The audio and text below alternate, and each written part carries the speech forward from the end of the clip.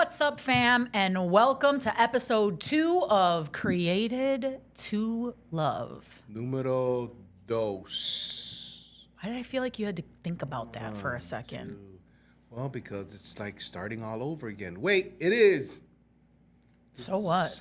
Our second episode here at the Flavor Podcast Network. It just kind of rolls off your tongue. Flavor. We are official, and we're That's wearing right. our official gear, too. Right. I felt like we were coming to work this morning.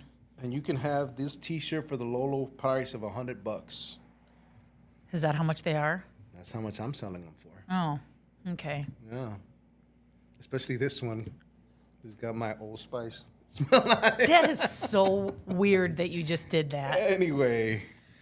Anyways, what a very packed day that we have here. Because Amen. what are we doing tomorrow? Tomorrow, we're on our way to Honduras for a missions trip. Super excited about this missions trip. We typically help somebody build one home. Mm-hmm. But this year, what are we doing, babe?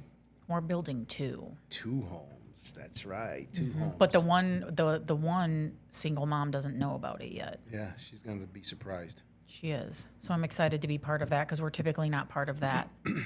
That part of it? Yeah, we're not part of that Amen. unveiling. So, yes, we're going from Surprise. here to make sure that our home is... Oh, you're helping me clean today. Yes, I am. That's what I said. Make sure our home is together. Then we're going to drop our puppy. I know. I think he knows. Yeah, I think he knows. he was very sad today. Well, he was very sticky with me, just like all over. Everywhere I went, he was there.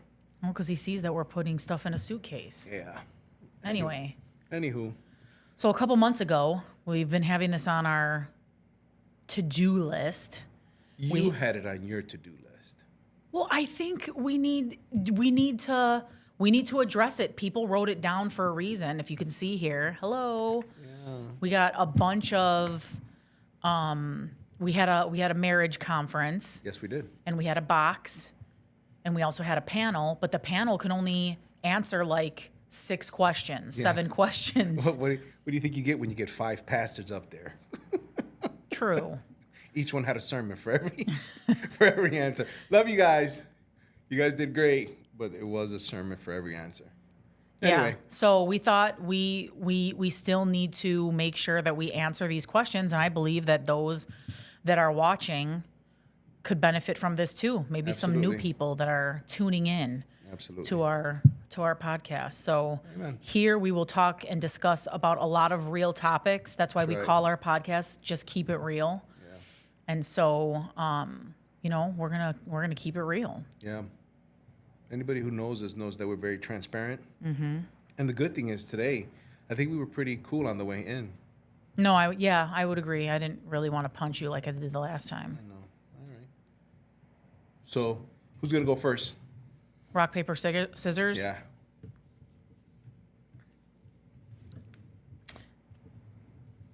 Ooh, I win. You go first. Here goes your first question. Okay. I would shoot myself if this was me. Why do you say that? Stop saying Okay, that. I'm sorry. Here it is. We haven't been intimate in months. There's no major conflict. That's a major conflict, if you ask me. There's no major conflict, but there's underlying tension. How can we reconnect and bring the spark back into our relationship? And go.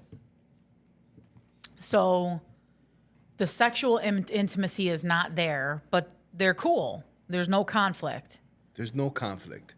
Now, we have to see from whose point of view this question is coming from, because I can tell you, if it's a man, right?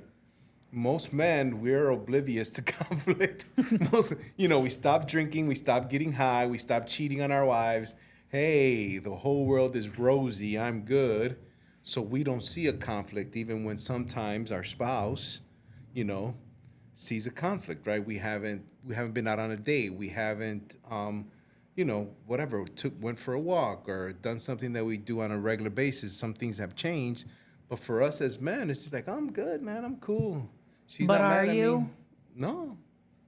If there's no sexual intimacy, there's a big problem. Well, yes, I agree. But it seems, I mean, you never want me to share my point of view when it comes to sex because, you know, every day, 2 times a day for me would be the right diet, right? But you asked me to not compare based on what my. Well, I think that this, I mean, if we were to put a label on it, Yeah. this is a clear case of roommates. Yeah. There's no conflict. There's no sexual intimacy. Everything is cool. But now we're starting to recognize that there's some type of, there's something that's missing. I mean, if you're married and this is the way that you're living, Yeah. you know, a roommate's lifestyle is not a marriage. That doesn't make up a marriage. And so we have to get back to and go back to, it's kind of like, you know, your first love. Like when you So they need to start dating again. Is what you're of saying. course. I mean, the dating part definitely needs to happen, but and you know, we're constantly here in this tension of, are you communicating? And so if we're recognizing and realizing that something's not happening, then we need to talk about it. What do we need to do? And be honest with that. Yeah. You know, I remember there were times where you and I sat down and I would just be like, well, you know, we're just not like doing fun things. We're not like dating. We're kind of in this place where I just like being home. I'm a homebody now. That's kind of, you know, where I'm at. But talking about it is going to be what's most important. What is missing? Think about the things that you used to do that you're no longer doing. And we have no excuse, right? Because we're empty nesters now. So we have all the time in the world to get creative with our time, get creative with our space. Yeah. That doesn't necessarily mean that we're walking around the house naked 24/7. Even though that would be cool. So what if so what if they have children? What do you recommend what if that's the tension? Because remember, up until not that long ago, you know, it would be, you know, since Gianna was right downstairs, it was always Packing a bag and going to a hotel. yeah, at times, right? Just so that we can be us. Just you and me. Mm-hmm. Animal instincts. Good Lord, Velasquez. Anyway, so let's talk about that. So what is your question? If there's kids, what if the problem here is that there's kids? Well, first of all, we cannot continue, and you know, I think we learned that early on too. Like our kids cannot be part of our excuse that we are, you know, that there's a wedge being in between. Now I get it. Newly parents that have new babies, you know, I don't think I'm talking to you right now. But those of us that have like, you know, toddlers or older kids, you know, there is something that we can do. Everyone has people that you can find sitters where you know, if you got to get creative with your time, that's why we talked about the calendar at one point, you know, getting a calendar out and scheduling some of this time so that you can be intentional with the time. So maybe you only get one day a month when no, I'm not talking about sex, babe, but I'm just saying, you know, maybe you get the physical intimacy part comes, but when you're like trying to bring back your chemical intimacy or your physical reconnect. It says she wants to how do we reconnect? Yeah. And you know, sometimes maybe you don't have a person. Maybe you put you schedule a time where you put the kids to bed at a certain time and this is, you know, mommy and papi time and this is what it's going to be. And give them some Benadryl. No. Why would you say that?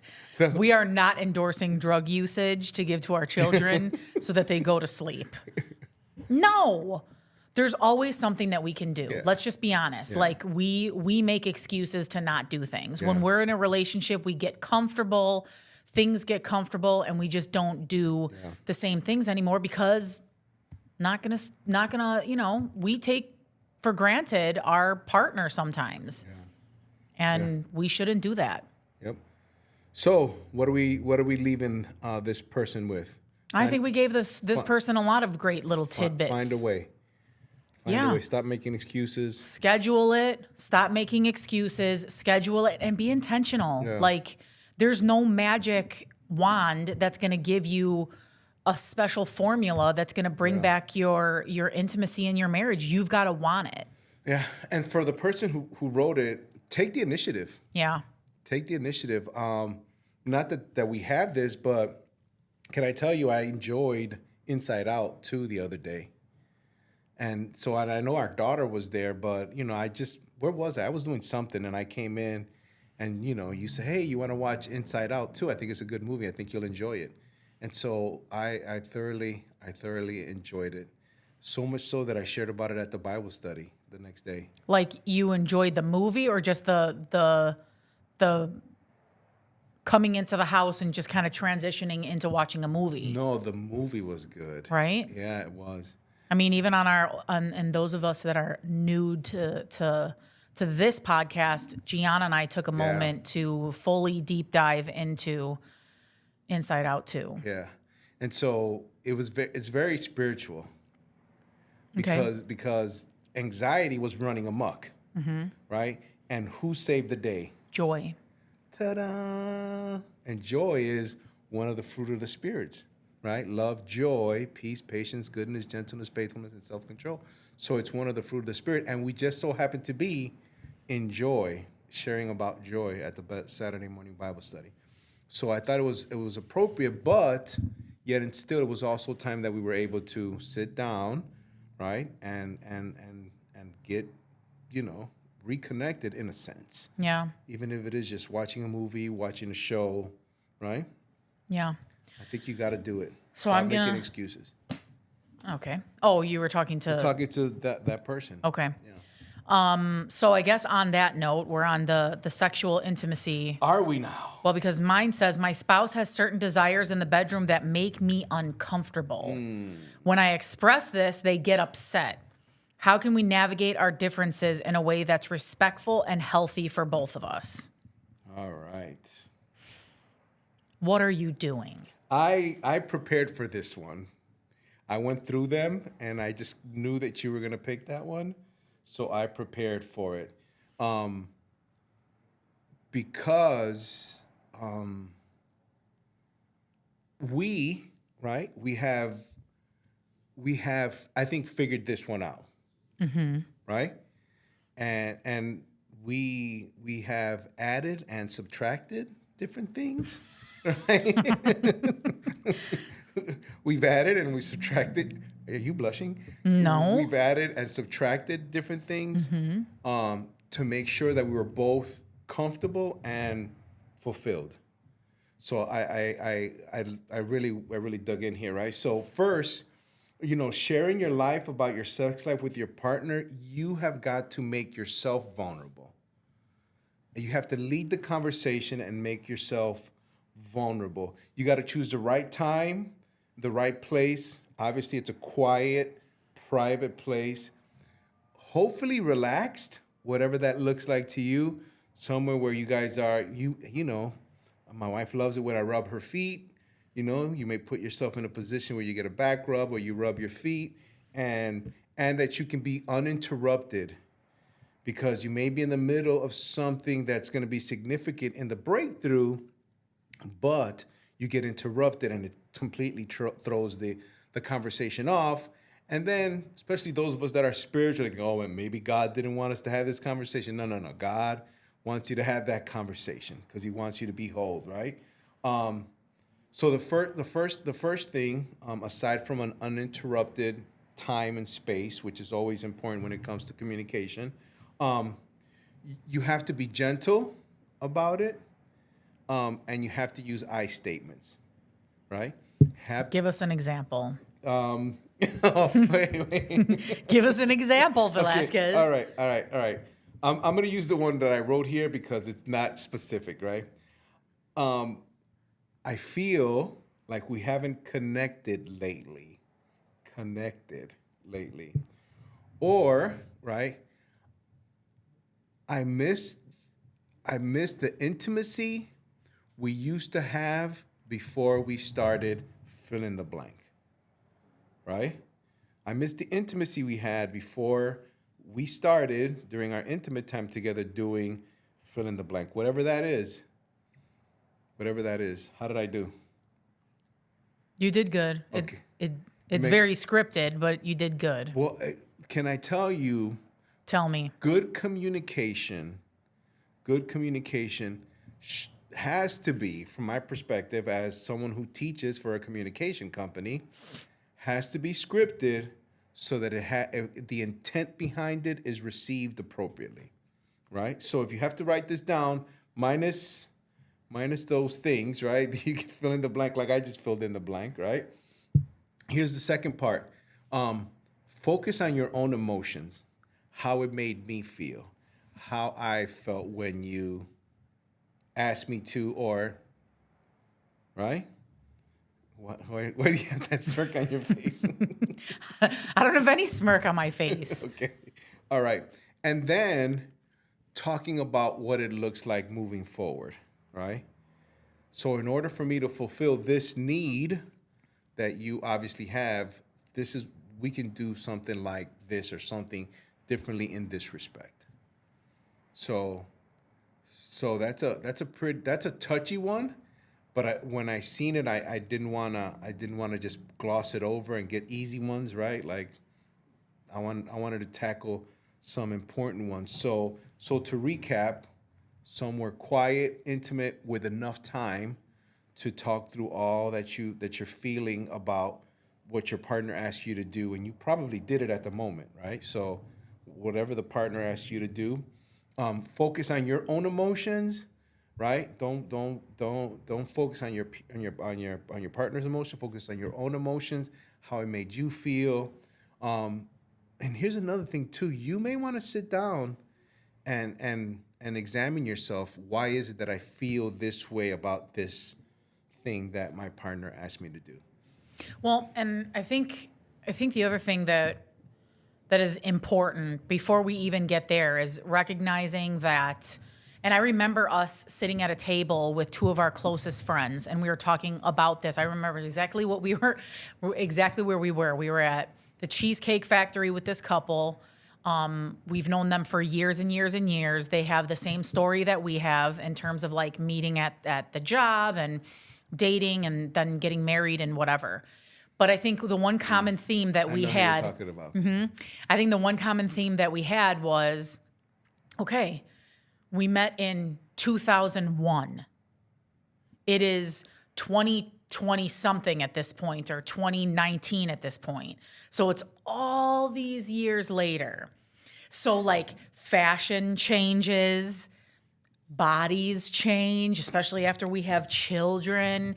And, to a certain degree, sometimes, I know I'm in a room full of men now, but you men don't understand that women, as we age, our bodies change. You guys may stay the same, but we don't. Like hormones change and all this stuff. And, and we don't bend like we used to. I'm so sorry. We just don't. And so you and I, and so her and I are sharing like stories, and she's like, yeah, he gets mad at me because, I'm wearing flats now. And when we dated, I was wearing like knee-high, high-heel boots. And he just said he loved the way that I looked in them. Okay, great. You wear them then. I mean, come on. I think we gotta be, we've got to be honest with each other. Yeah. And we have to be open enough to be like, hey, look, babe, I love you.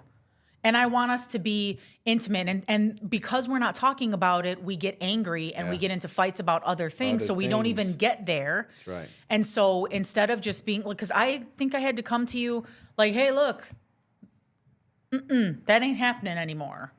I'm in my 40s. When we were married, I was barely 21 when we just started, and look at the smirk on your face. Well, what's the smirk? You have the smirk on your face because we even had to have a conversation. And again, I'll be real. We had to have a conversation about underwear. Like, I'm not wearing floss anymore. Sorry. I'm in my 40s. And then he was like, oh, well. Every once in a while, at least, come on. I mean, And I was immature.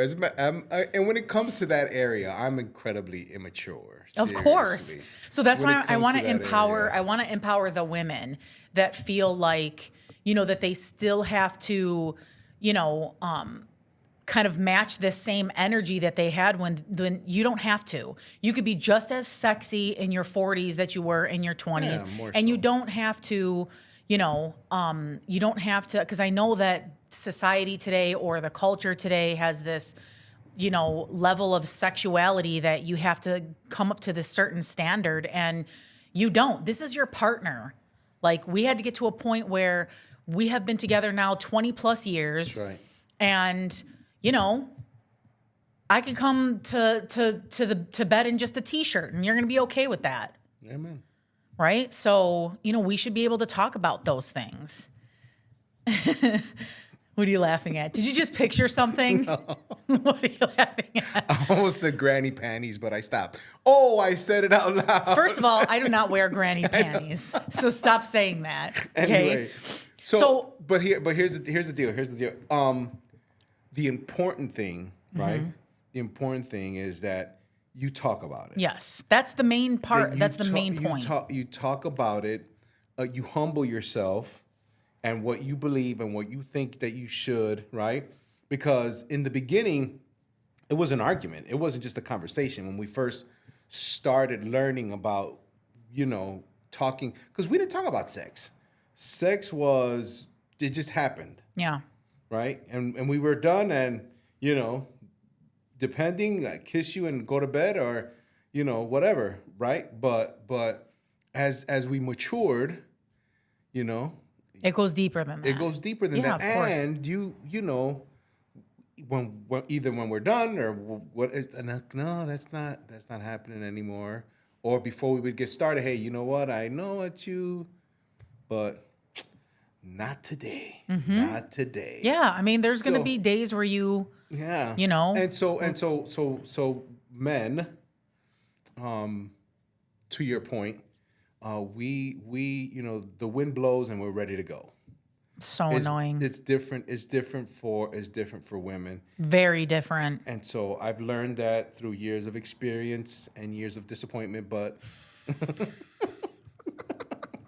You know what? but one thing stands true, that our love has not wavered. Yeah. Her love for me and my love for her has not wavered, because at the end of the day, I'm obviously, some of you know I'm a pastor. At the end of the day, we are going to be in glory on the other side of this thing, and we're going to be sister and brother. We're going to be sisters and brothers. So there's no. Well, let me say something. Men, don't come to your argument or your conversation. One day in heaven we're gonna be brothers and sisters. That's gonna be a huge turnoff.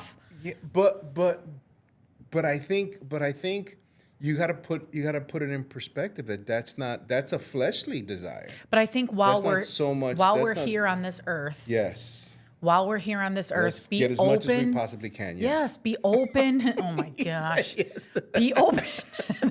Be open. Got her. It's on file. I need a clip of that, guys. Be open and transparent about the way that you feel. Yeah. And ladies, do not feel embarrassed or or shy, shy away from speaking your truth on what your body is doing. Like, your husbands should know everything about you, both inside and out. And if there's things going on, and, talk about that with your husband. And can I tell you, it's not that easy for my wife. Can I tell you, we've been married 20 years, together 21 years, and I have yet to be in the room with her when she farted. That'll never happen. That'll never happen. And I'm glad that you brought that up, because now we're going to take a break, because we're going to have to pay some bills soon. We 30 minutes already? We are. We're going to take a short break. Right here at because I don't want you to sit here talking about my farts. We need to take a break until we get to the next question. All right. This is Suli with the Flavor Podcast Network, and I'm here to let you know that this episode is brought to you by Zoe Hammond with Dreamtown Real Estate. Now, are you looking for a realtor with years of experience in the Chicago and Chicagoland area to help you sell your home, find the perfect property, find the right rental, or even help you find the perfect tenants for yours? Well, Zoe Hammond is here for all of your real estate needs, and you can contact her at 773-891-6867. Now that's Zoe Hammond with Dreamtown Real Estate at 773-891-6867. Hey, welcome back. Welcome back. We are in the midst of asking questions that we got during our marriage conference a few months back. We want to make sure we get folks all that they need. You ready? Mm-hmm. This is for you. What kind of boundaries do you set with family involving marriage issues, seeking advice? How do you know if you have a good confidant in your spouse? There's a lot to unpack there. But when it comes to setting boundaries with your family in marriage, it's going to be extremely important. So I'm talking to all the daddy's girls and the mama's boys. That's going to be important to set right away. Like if you're the type of person that's very close-knit to your family, I know like in our case, I was very close to my family. He, not so much. I mean, close, like he loves his family, but he's not as... he's not very quick to go and to have any type of conversation with them. And so if you are really close to your family, you want to be careful with that because that can definitely come back to bite you in the end. And the reason why I say that is because if you're talking too much about the issues that you're having within your marriage unit, then your family is going to feel like it's a free-for-all to be involved in everything and anything. You're giving them the alley-oop to just come in and make decisions, and you've got to, remember, when you become one with your spouse, you leave your mother and your father. I was just thinking about that. And you become one with your spouse. Yeah. So your problems, your conflicts, your issues have got to stay within your marriage. Now, can you go to your family for advice? Sure. But the advice has to sound like advice. It doesn't have to sound like, well, you know what he said, and you know what he did, and you know this, and you know that. Because now you're giving them a reason to have, ill will, or not ill will, but like ill thoughts of your spouse. So, creating boundaries is going to be very important. And I think I had this conversation not that long ago because somebody asked me something about, well, how do I create boundaries when when I have to go over there?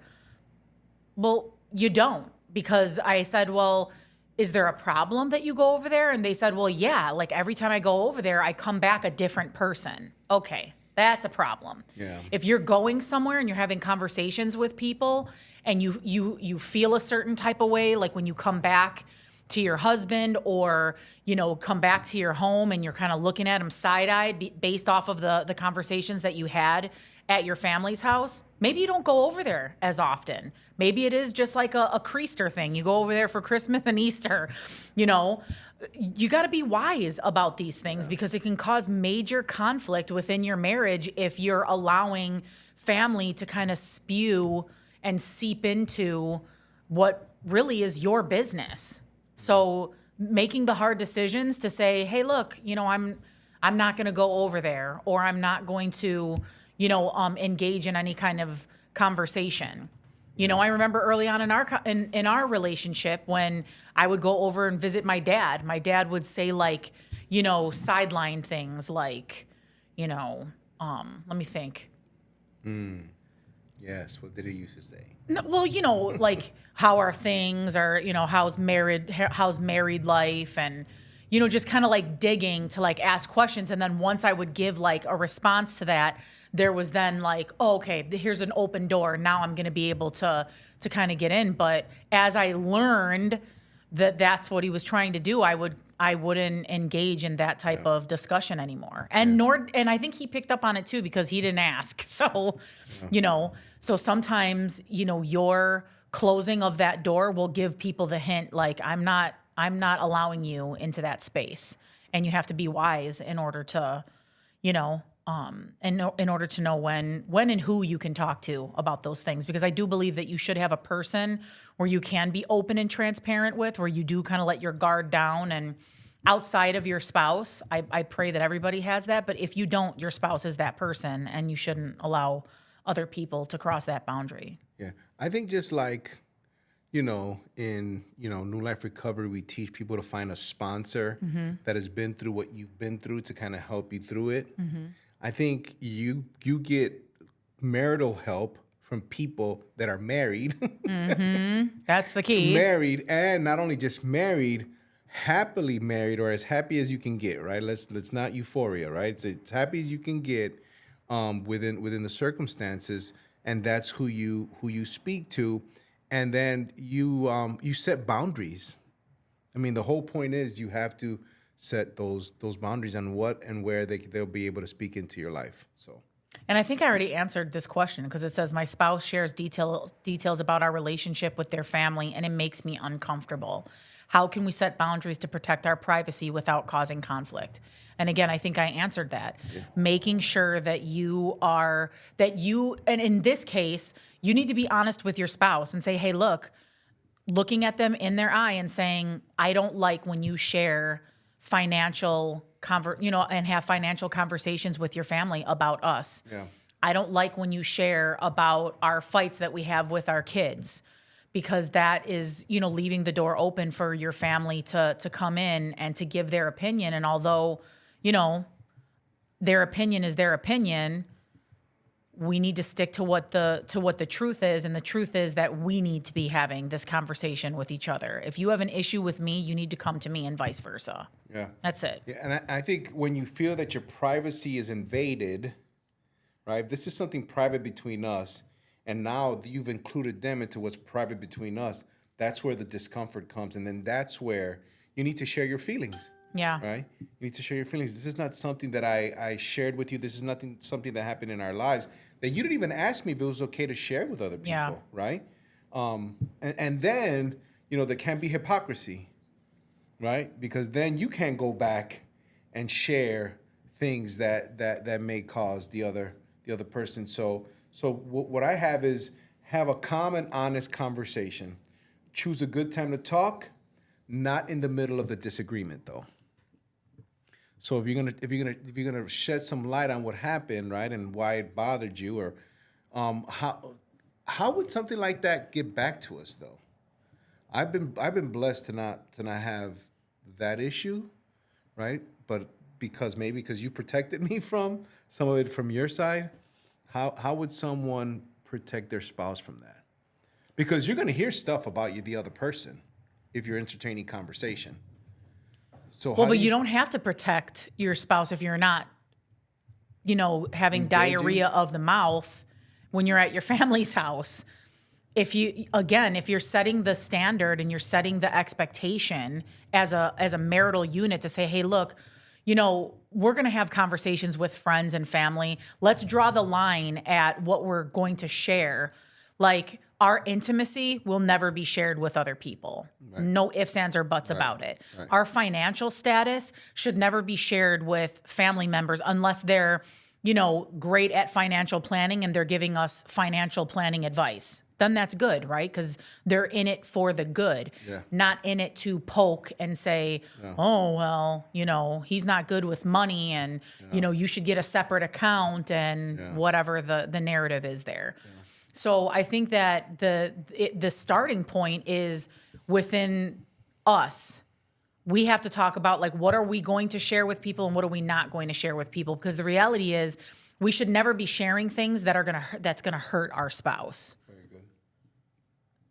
That's a bit you think that it would be common sense, but it's not. Yeah. So what if your spouse doesn't realize that the details that they're sharing may make you uncomfortable? Well, then maybe you do have to go over with some examples then. Maybe you do have to say, like, well, give me an example of something that you might want to share, and have them tell you. And at that point, if it's something that, that doesn't seem right, that no, you should not be talking about that with other people. Yeah. Right? I mean, does that answer the question?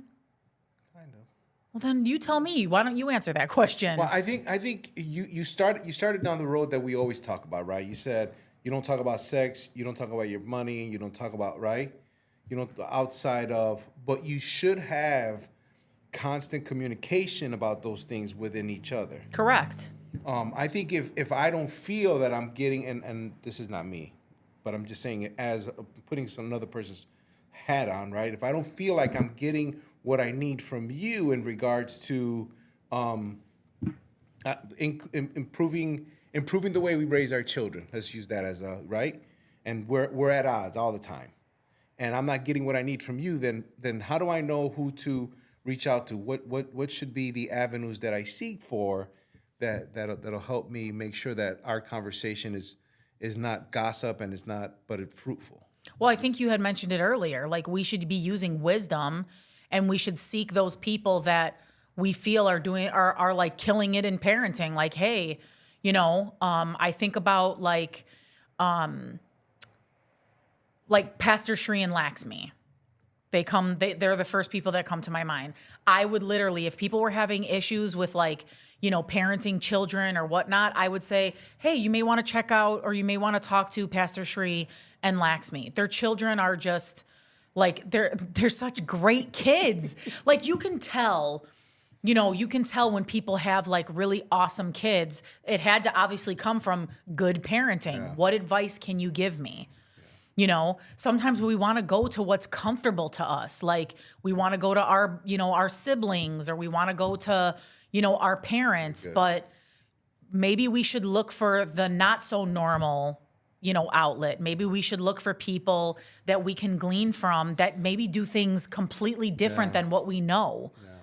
Yeah. So shout out to Pastor Shri and Laxmi. Yeah. Love them. Yeah. But I hope that. Yeah, no, that's good. Okay. That's good. What's the next one? Okay. So my spouse, this is a really good one. Okay. My spouse avoids conversations about our future, but I want us to dream together and plan together. How can I encourage them to engage in these discussions without causing tension? I think Stop fidgeting in your chair. What are you talking about? You're fidgeting. I'm not fidgeting. You are fidgeting. Okay, talk about it. Okay. We're good now? Yes, dear. So I think we're perfect for this. I want to say we were married 11 years when we made our first kind of bucket list. Oh, it was on our anniversary. For our 11th year. Mm-hmm. And we started putting things on our bucket. I remember what restaurant we were at. It was a pizza place. Lou Malnati's. Lou Malnati's. Wait, beep that out because they're not sponsors. Unless they want to sponsor Anyways, we were at a pizza joint. We were at a pizza joint, yep. And you grabbed a napkin. And you gave me a pen. That's right, guys. Take note. Take note. And you said, write the number. It was 11 years, so you said, write the numbers 1 through 11. Yeah. And then we sat down and we started writing down things that we wanted to do in our future, things that we dream to do. Yes. And yeah. And we did a few of those. We still got some more to go. Yeah, of course, but initiating it is the key. And again, it was a very simple. Yeah. It was just an anniversary dinner. It wasn't like our 20th or our 15th or whatever. Yeah. It was just our 11-year anniversary. Yeah. Dream big though too. I think we got one where we're gonna drive motorcycles over Big Sur or something like that, right? Yeah, but we had a vacation to Italy, and we've done that. Yes. We had swim with the dolphins, and we did that. Yeah, we did. We had going to the Selena Museum. We did that. I love that you accommodated me in taking me to the Selena Museum. Do you know that before, on that very vacation, one of the things that Lou had on there was he wants to visit all the football stadiums in the state of in the United States. Yes. And so that day we were getting ready to go to the Selena, and Gianna was with us, and we were getting ready to go to the Selena Museum, and this guy was like, oh, how can I describe it? An angry kindergartner. Really? You were like, Why? because we didn't get up early because you wanted to go take a picture at the Astros, not the Astros. Houston Texans. That's it. Whatever. Yeah. What? That was part of my bucket list. Not for the day. We were going to the Selena Museum. That was a long weekend. Mm-hmm. When were we going to do it? Anyways, it was a long weekend. You stomped, and you know what he did? I did. You know what he did? He left. I left. He left and he went by himself and took a selfie by himself like a little baby man. Wham, but I got my picture. You did. What a jerk. Anyways, this is what you shouldn't do. You shouldn't call your husband a jerk in public. So when we're not in public. Well, it might as well be. Okay. Well, anyways, let's get back to the question. Yeah, so I think that'd be a good place to start. Just a real quick bucket list of big things you want to do. Mm-hmm. But just share this, goals and values, right? What are some of the things that you want to see? I love thinking about the future. I love Mondays because I get a whole week. I love the first of the month because I got a whole month. I love New Year's. Excited for New Year's. Yeah, we always have our annual. Yeah. We invite people. It's actually an exclusive invite only to this party. Right, to this party. And we have food and we have music and we just fellowship, but we also create vision boards for the year. Yeah. And we come up with specific words for the year and scripture, one word that's going to define your year. That's right. And scripture that attaches to it. Yep. And then we just decorate the boards and just get really, fun with it. Yeah. But then you share with the group. Yeah. And it gives us something to pray for. Mm-hmm. So my word was kairos, which means right time at the right place. And we've made some good connections this year. Right, we have Andy and Fela, mm-hmm. which we love, and we're in business together now. Carlos and the Flavor Podcast Network. Mm-hmm. So right time, right place, and it all comes from setting goals for yourself and being forward looking. Yeah, I think that's extremely important. If nothing else, it's extremely. Yes. Important for your family unit. Like you should always be forward thinking. Yeah. Like we should always be thinking what's going to happen in the next 3 years?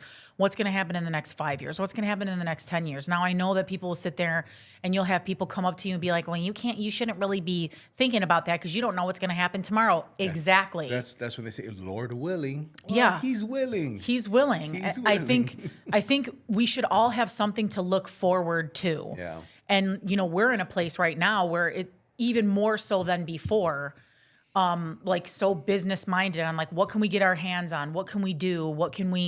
Because again, it's not just about us, but it's about the betterment also of the kingdom. What can we do to put our best foot forward to do something for the kingdom? So you'll notice that as you age in your marriage and as you mature, I should say, those conversations will get better. Before they used to be like, well, I want to get a house. I can't wait till we get a house. Remember when we were dreaming about that and we were praying for that? Well, we've been there, done that. We have a house and that's great. And we love our house and we take care of it. But those things change. Now it's like, what can we do, to better the people that are around us, to build more houses for single moms. Like there's always something that you could be dreaming for, as a married unit. So the newlyweds, those things are gonna be like the house, the kids, like what kind of dog are we gonna have? Like Cane Corsos, I recommend them. Okay. Yes, I do. But if you've never had large dogs before, please do not do it. Seek guidance there. If you're, 15 years in, 20 years in, like we are, and getting ready to kind of get into this new place in your life, you should really be thinking about what the future looks like. Your job is not going to look the same. Your lifestyle is not going to look the same. I know a lot of us think about retirement, and we should be thinking about those things.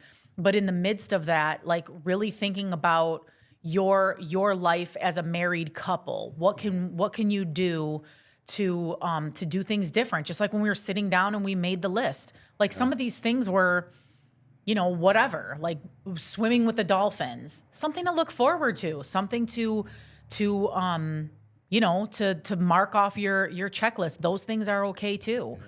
But there should always be a conversation where you're sitting down and if you are having future conversations about that and you're having disagreements or you're getting angry with each other, then there's got to be something deeper rooted that's making you respond or react that way. Yeah. So I would say that's where you probably would need to start. If there's an argument where you're talking about your future, then something deeper rooted is happening, and you should look into it. I only got 28 more stadiums to go. Good grief. You're never going to let that up. Because there's something deeper rooted inside of me. But I'll get over it. Okay. All right. Bless the Lord.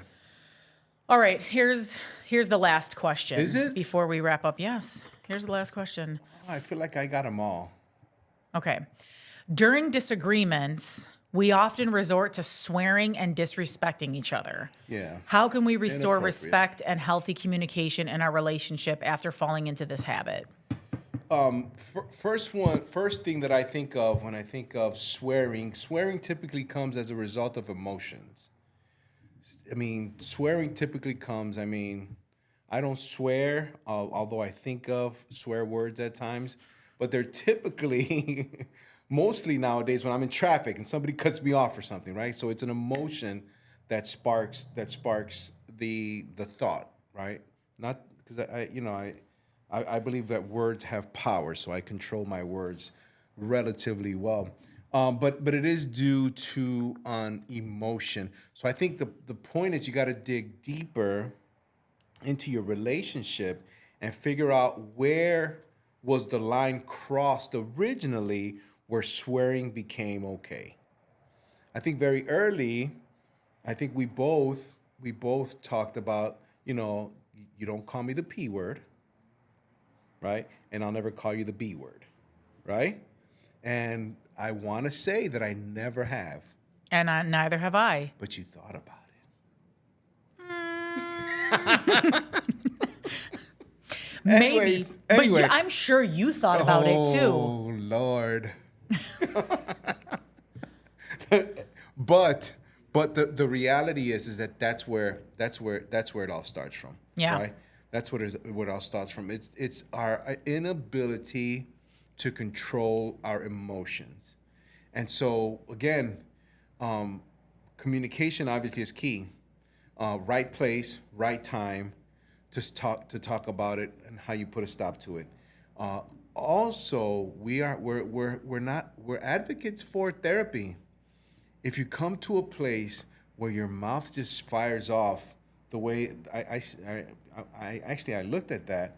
When you come to a place where your mouth just sounds off that way, then there's deeper rooted issues that need to be cared for, and I recommend therapy. I looked up Ephesians 4:26. And I don't ever use this translation, but I thought it was really good. ICB? No. Oh. I introduced that translation. No, you introduced the passion. Stop taking credit for it. Whatever. This is the passion. But don't let the passion of your emotions lead you to sin. Don't let anger control you or be fuel for revenge, not even for a day. And that's what we're doing. When we curse at our spouse, what we're doing is we're mentally cutting them. Let's call it what it is. We're mentally causing damage to our spouse. And I believe we damage ourselves too. I think as a man, I'll speak as a man, if I have got to use foul language to prove a point, then I need to maybe take an English class because... Because, and I've sat across from men and women that every adjective to every word is an F-bomb or a B-bomb, right? That's their adjective.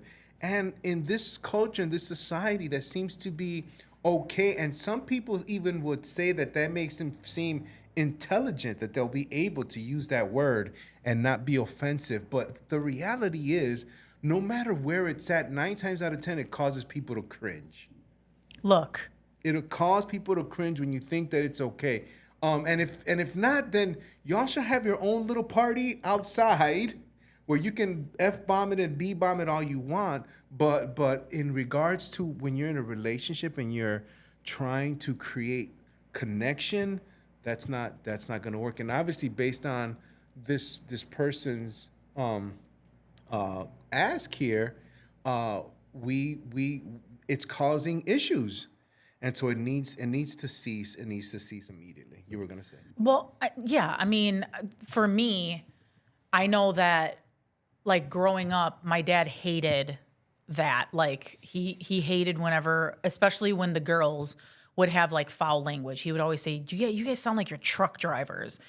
And he would say things like, it's not ladylike. So I that was embedded in my brain. And I'll stick to that even to this day, where if your mouth is foul and every other word is some type of something, you really do look uneducated. You really do look like you have no sort of sense or manners. Like, I get it. Like, I get some things kind of slip out or whatever, but when it becomes a habit and it's effing this and effing that and whatever, that's a really big problem. And the bottom line is, your spouse is the one that you're choosing to be with for the rest of your life. This is the person that you love. I think when we get to a place where we're calling ourselves out of our names, there's a bigger problem there.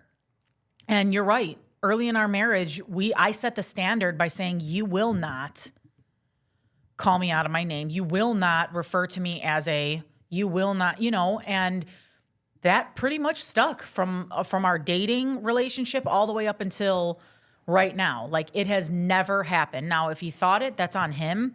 But, just know that if you're creating that habit, if you're creating that atmosphere at home, don't just think that it's just a problem between you and your spouse. Because now, those little eyes that are watching you, they're going to pick up on that and they're going to think that that's okay too. And I don't ever want a parent. That's another thing. Like, I don't ever want a parent to come to me and be like, my kid's getting in trouble at school because they're swearing. Where are they getting that from? I wonder. They're getting it from somewhere. I wonder. And so we become part of that problem, and the problem gets even bigger than us. And so you need to watch your mouth. Yeah. And you need to realize that the person that's standing in front of you has feelings. They have, and that's the last person that they want to hear that type of negative talk coming from them. This is the person that you stood in front of to say, for better, for worse, in sickness and in health. Yeah. And we're not perfect. Like, I called him dummy before and jerk and all these things, and those things are not nice. But I think taking it a step further and swearing and just blatantly disrespecting is a really big problem. Yeah. Yeah. And life and death is in the power of the tongue. Yeah. And so you can either build somebody up or you can knock them down. And those words are never connected. Well, you can't take words back. Yeah.